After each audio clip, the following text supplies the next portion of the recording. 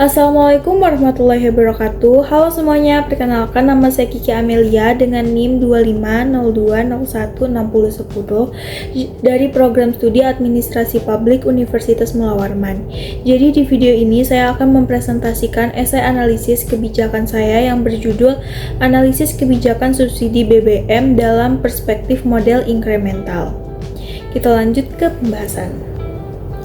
Kalau kita bicara soal kebijakan publik, yang paling sering muncul di berita dan yang paling langsung terasa di kehidupan sehari-hari, mungkin itu subsidi BBM, jelas menjadi urutan paling atas. Karena sejak zaman Presiden Soekarno, pemerintah Indonesia sudah menerapkan subsidi untuk bahan bakar seperti premium, solar, dan minyak tanah. Dan kebijakan ini terus dipertahankan dari satu pemerintah ke pemerintah berikutnya, meski dengan berbagai penyesuaian yang panjang. Kenapa kebijakan ini begitu penting? Karena sektor transportasi saja menyerap hampir sekitar 65% dari total konsumsi BBM nasional.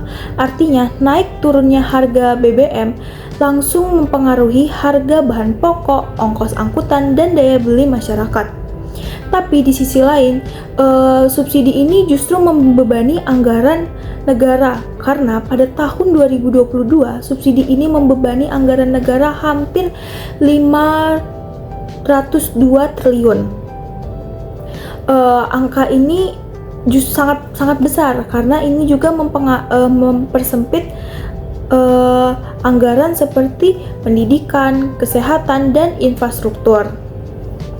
Dan ada satu masalah lagi, hampir 80% subsidi Pertalite justru dinikmati oleh orang yang mampu, bukan rakyat kecil yang seharusnya mendapatkannya. Inilah yang dilema yang menjadi kebijakan ini terus diperdebatkan di setiap tahunnya. Untuk memahami mengapa kebijakan subsidi BBM di Indonesia tidak pernah benar-benar berubah secara mendasar, kita perlu melihatnya dalam kacamata model inkremental Charles Eliot dalam tulisannya terkenal The Sign of Madlik Thorpe pada tahun 1959. Berargumen bahwa di dunia nyata pembuatan kebijakan tidak pernah benar-benar punya waktu, informasi, kemampuan yang cukup untuk menganalisis semua pilihan secara menyeluruh. Yang mereka lakukan hanya melihat kondisi saat ini lalu membuat penyesuaian kecil yang paling aman secara politik. Ini berbeda dengan model rasional komprehensif yang diajarkan di buku teks yang mengasumsikan pembuatan kebijakan bisa memilih solusi terbaik dari semua alternatif yang ada. Kalau kita bisa melihat perjalanan BBM di Indonesia, pada Orde Baru saja sudah 21 kali perubahan harga BBM. Tapi setiap perubahan bukan revolusi, hanya modifikasi kecil yang didorong oleh tekanan fiskal, harga minyak dunia, dan tekanan politik. Lidblom menyebutnya cara kerja seperti ini sebagai muddling Thorpe yang bergerak maju dengan cara meraba-raba tanpa peta yang lengkap, tapi jalannya tetap ke depan. Dalam model inkremental, kebijakan adalah hasil dari negosiasi antar berbagai pihak.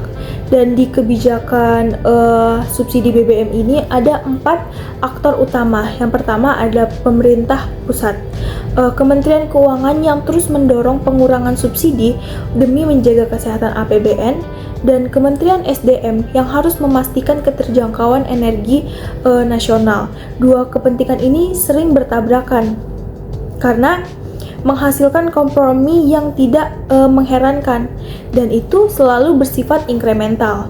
Kedua, DPR RI yang harus menyetujui setiap perubahan anggaran subsidi dalam pembahasan APBN. Ini membuat setiap reformasi harus melewati negosiasi politik yang panjang. Ketiga, Pertamina sebagai BUMN yang mendistribusikan BBM bersubsidi. Pertamina harus sehat secara bisnis, tapi juga dibebani kewajiban layanan publik yang sering tidak menguntungkan. Dan yang terakhir, masyarakat dan organisasi sipil. Setiap ada rencana kenaikan harga BBM, selalu muncul penolakan keras dan dari berbagai kalangan. Ini yang Litbol sebut dengan partisipan mutual adjustment, penyesuaian timbal balik antar pihak yang punya kepentingan berbeda. Tahapannya selalu berulang. Masalah diakui, perubahan kecil diusulkan, negosiasi terjadi, kebijakan diimplementasikan, dievaluasi, lalu siklus ini dimulai lagi.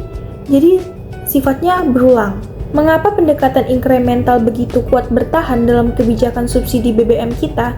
Ada 3 faktor pendukung utama. Yang pertama, sensitivitas politik yang sangat tinggi. Kenaikan harga BBM hampir pasti diikuti dengan kenaikan barang lain. Tidak ada pemerintah yang mau mengambil resiko besar. Perubahan dilakukan secara bertahap karena itu paling aman secara politik. Kedua, keterbatasan kapasitas birokrasi.